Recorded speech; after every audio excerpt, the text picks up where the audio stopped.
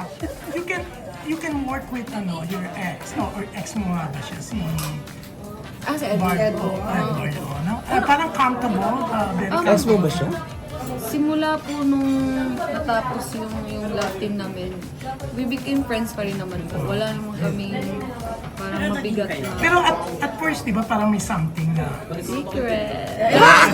Hindi, pero yun nga, yung after nga matapos yung love team nyo, parang may something, may gap between you and Edward. Yun. Parang may... Medyo po, pero hindi naman gano'n ka-serious yan.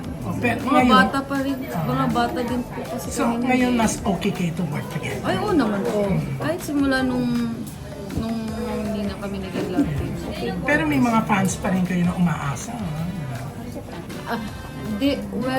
Isa sila sa mga malaking dahilan kung nasaan kami ngayon. Kaya I'm always, parang hindi talaga ako, hindi mawawala sa akin yung gratitude ko sa kanila.